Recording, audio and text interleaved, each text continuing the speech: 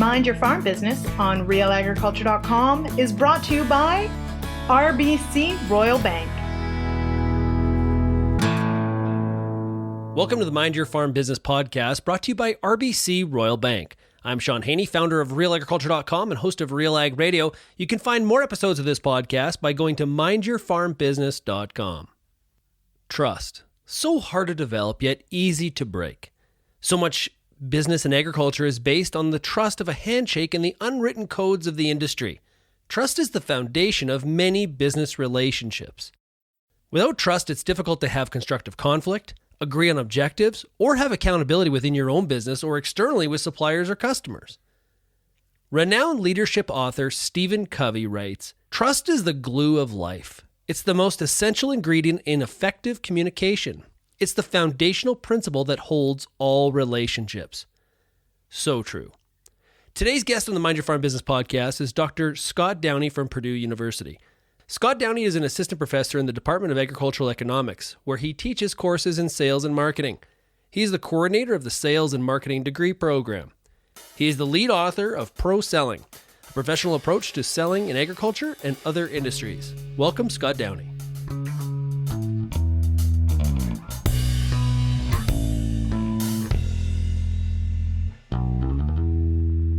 Scott, how are you doing today? I'm doing great. Thank you. Yeah, great to have you here. So, Scott, this word trust, everybody throws it around, but we don't really actually think about it, I think, as in depth as we probably should in terms of business relationships.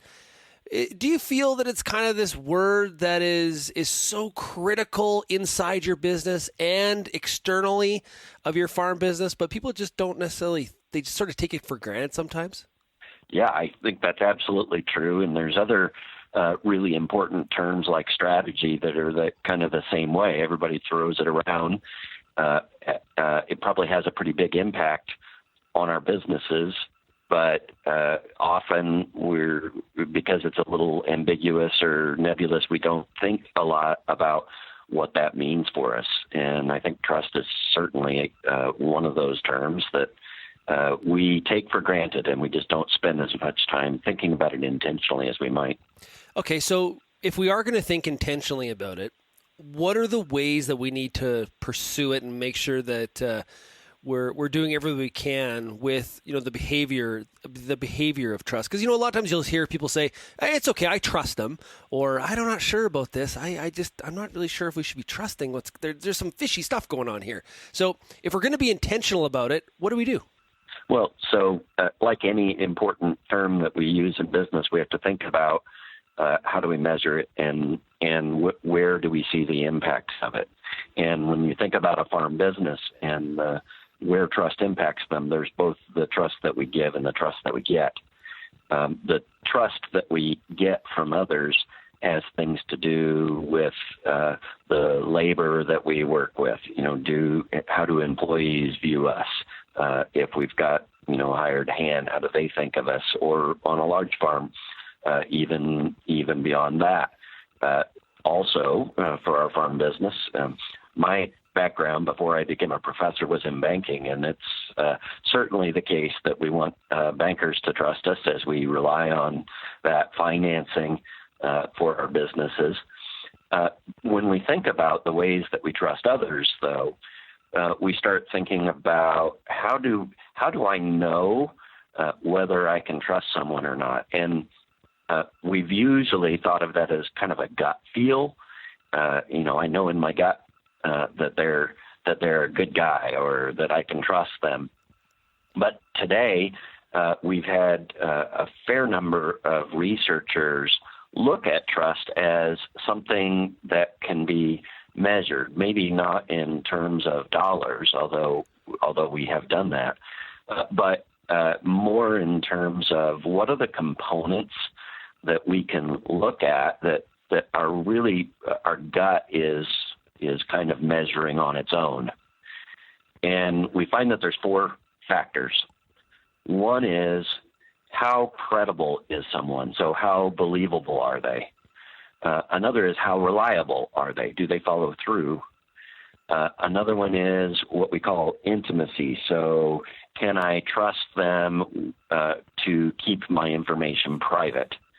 And then the largest factor is how interested is this other person in themselves compared to being interested in me. So are they in it just to sell something and focused on what they get out of it, or are they truly focused on what my needs are? I really like being able to break that into those four pieces, because it really lets me know a little bit more about what, if I trust somebody, great, but almost always when we think of that, we think of having some hesitancy, and it lets me really identify what is the area of hesitancy here in this relationship. I really like those four factors, and you said something there where it's, I always thought of when I'm watching, like, there's a show on CNBC where they talk about people that have been misled with money. Or you think about, the Ponzi scheme of Bernie Madoff, one of the biggest Ponzi schemes in the history of the financial market in New York. And what does everybody always say about people like that? Man, I thought I could trust them. It's so common. So when you break it down in those four ways like that, it really, really does create some tangibility to it. And so do you suggest putting, say, a rating scale of 1 out of 5 beside all of those and really kind of breaking it down that way quantitatively? Yeah, well, so that is the way researchers do that in many cases, and have people actually assign some numbers to that. And frankly, if we're really struggling with a decision, I think that can be a really useful activity to think about, even if I don't write down numbers. If I just sit and I think about, on a scale of 1 to 5, how credible is this person? Can I really believe what they say? And do I have any evidence that they follow through? And when you start thinking about trust as, okay, what is my evidence for this? That past experience that we've had with them, it is a really important indicator of those trust levels. And that's one of the reasons that those experiences that we've had with somebody, what we might call a relationship, is important, because ultimately trust is about, can I predict somebody else's behavior? We'll get back to more of my discussion with Scott Downey, but first a word from our sponsor. This episode of the Mind Your Farm Business podcast is brought to you by RBC. Today's producers are thinking hard about where they want to go and what moves to make to get them there. A business plan is your roadmap to success. Without one, it's easy to get lost along the way. You can count on the services and expertise RBC offers to help you meet your business goals and chart a course to success. Visit rbc.com/chartyourcourse to find an agriculture account manager near you. How do you screen for your own biases? Because you hear lots of times where you'll say people, I'm just way too trusting. Or, the other side of it is, I don't trust anybody. And so we all have our own biases. So how do we screen for that? So part of that is breaking down. First off, I might challenge, are those biases are there to protect us? That's how the human brain protects us. Those biases represent the culmination of an awful lot of experiences. But when we can break things down into its components, it allows us to be a bit more rational in our thinking. Ultimately, trust is not necessarily just a rational perception. Our biases are going to impact trust. But if we can break that down into components and think about those individually, we're already taking steps to try to remove some of our biases. When we talk with farmers about relationships with salespeople, and a lot of my work is with salespeople, teaching them how to serve farmers more effectively, one of the things that we talk about is really trying to break down those biases, if you want to say that, or our past experiences to what's most relevant out of it.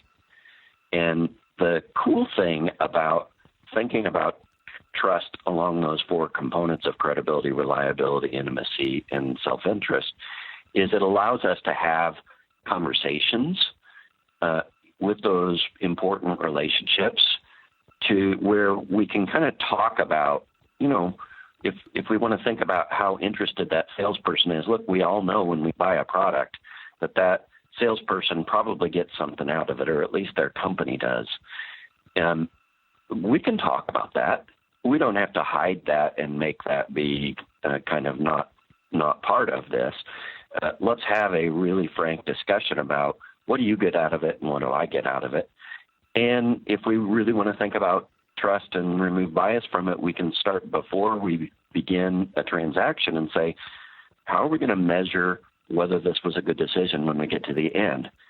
And a lot of us tend to look at, in crop agriculture, for example, we tend to look at yields as kind of the only metric.